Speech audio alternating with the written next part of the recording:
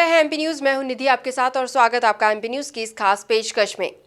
एक तरफ जहां किसान आंदोलन को लेकर पूरे देश में बवाल मचा हुआ है, वहीं दूसरी तरफ पेट्रोल, डीजल और गैस के बढ़ते दाम आम जनता की जेबों पर भारी पड़ रहे हैं। अब इन्हीं दोनों मुद्दों को लेकर कांग्रेस सड़कों पर उतर आई है।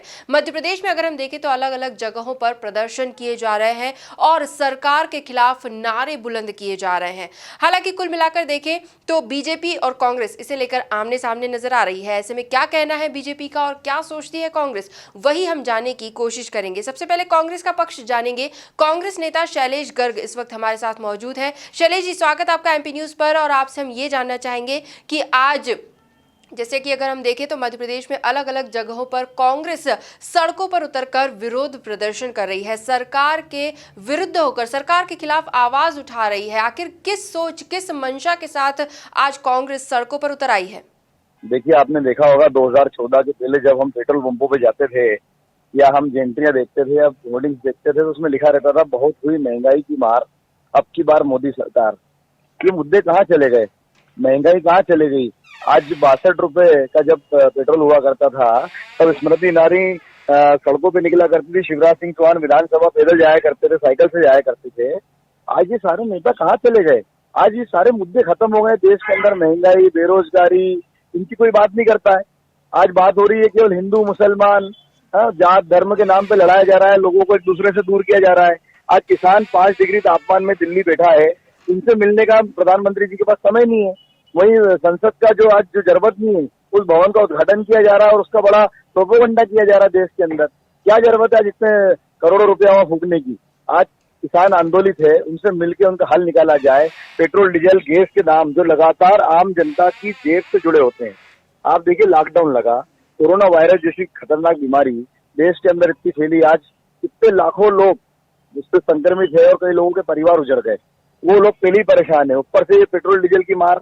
ये कौन सा तरीका है? केंद्र सरकार का कौन सा रवैया है?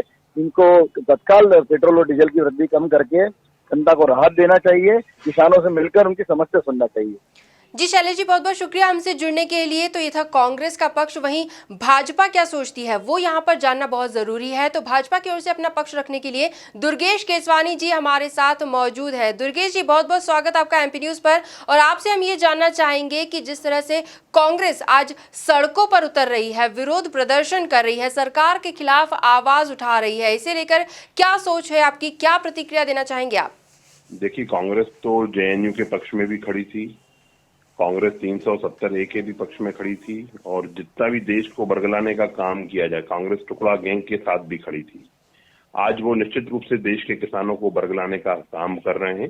जिन किसानों के बीच जो किसानों की समस्याएं थी उनको अगर कोई सुलझाने का प्रयास कर रहा है, उनको अगर उनका असली हक दिलाने का काम कर रहा है, तो भारतीय जनता पार्टी की सरकारें हैं, माननीय मोदी जी हैं, माननीय शिवराज जी हैं। कांग्रेस का काम सिर्फ और सिर्फ बरगलाना रह गया है। वो हमेशा, क्योंकि जनता के बीच में वो जा नहीं पाएंगे, जनता के हितों की बात कर नहीं पाएंगे, इसलिए मुझे लगता है कि वो सिर्फ और सिर्फ भ्रम फैलाएंगे और वो भ्रम फैला भी रहे हैं। साथ ही साथ आपने निधि जी ये कहा कि पेट्रोल डीजल की निश्चित ही पेट्रोल डीजल के रेट बढ़े हैं, पर आप इसको इस तरह भी लेंगे कि ये जो रेट बढ़ाए हैं सरकारों ने वो सिर्फ और सिर्फ इसलिए बढ़े हैं। एक तो पहली बात तो सबसे पहले जो इसका जो नियंत्रण रहता है वो अंतर्राष्ट्रीय स्तर पे पेट्रोल डीजल के भाव के मूल्यों का नियंत्रण रहता है।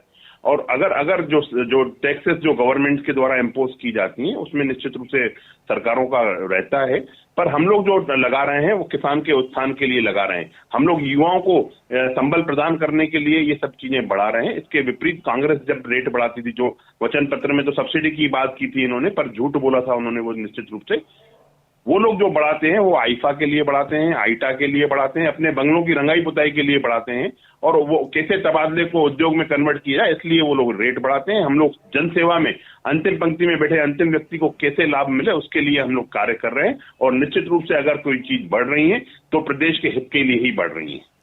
जी दुर्गेश जी, बहुत बहुत शुक्रिया आपका हमसे जुड़ने के लिए और ये तमाम प्रतिक्रियाएं हमसे साझा करने के लिए। तो बीजेपी और कांग्रेस एक बार फिर आमने सामने है, लेकिन साथ ही साथ मुद्दे एक तरफ किसानों के तो एक तरफ जनता के हैं। यानी एक तरफ नए कृषि कानूनों को लेकर आवाज उठाई जा रही है, तो वहीं दूसरी तरफ पेट्रोल, डीजल और गैस के बढ़ते दाम जो जनता को परेशान कर रहे हैं, उसके खिलाफ भी कांग्रेस ने अब अपने स्वर बुलंद कर दिए हैं। अब इसका क्या असर होता है सरकार पर, वो भी देखने वाली बात होगी। जो कुछ भी होंगी अपडेट्स हम आप तक जरूर पहुंचाएंगे, लेकिन इस खास पेशकश में फिलहाल इतना ही। मध्य प्रदेश से जुड़ी अन्य खबरें एमपी न्यूज पर लगातार जारी है। आप भी बने रहिए हमारे साथ, देखते रहिए एमपी न्यूज। धन्यवाद।